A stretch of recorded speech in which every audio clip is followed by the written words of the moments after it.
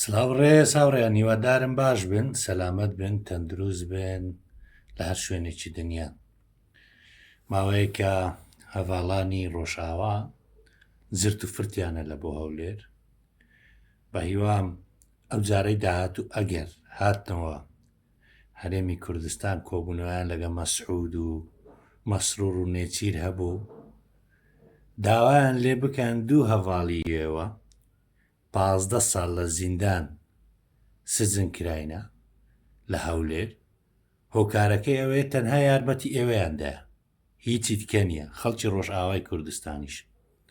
بە هیوام ئەو جارەی مەزلوم عەبدی، ئیلهام ئەحمەد ئەگەر هاتن دیداریان هەبوو لەگەر نێچیر، مەسرور، مەسعود هەریەک لەوانە، پێیان برێن ئەنگۆ کاکە بە داوای کوردایەتی دەکەن، داوای یەک ڕێزی دەکەن، دوو ئەندامی مەتان لە سجن کردێ بە 15 ساڵ لەبەرەوەی یارمەتی ئێمەیاندایە.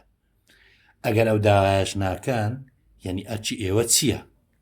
گرنگترین ئەرچی ئێوە وەکو کەسانی سیاسی باڵا لە ڕۆژئاوای کوردستان ئەوەیە بەرگری لە ئەندامەکانی خۆتان، خەڵکی ڕۆژئاوای کوردستان بکەن. دەفەرموو ببینن ئەو دوو وێنەیە هەردووچیان ئەندامی گۆنە لە هەولێر سزنن، ئەو جارێ هاتنەوە شەرمتان نەبیتن، پێیان برێن ئەرێ کاکە عەیب ناکەن ئەنگۆ ئەندامی مەتان گرتێ، داوا یەک ڕێزیش لەمە دەکەن.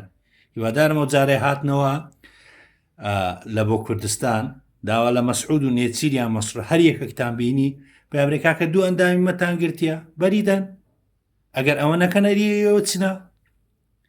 واز لە خەڵکی باشوور بینن، هیچ کێشەمان نییە، ئەمە زۆر باشین، بەس خەمی ڕۆژئاوا و خەڵکی ڕۆژئاواتان بێت. ئەگەر ئەوەش نەکەن، لە ئێستاوە وەکو پارتی وێچێتیتان لێ دێت. ئەگەر لە ئێستاوە خەمی خەڵک و خاک و ئەندامەکانی خۆتان نەبی، بڕاکە عاقیبەتتان وەکو پارتی وێچێتیە.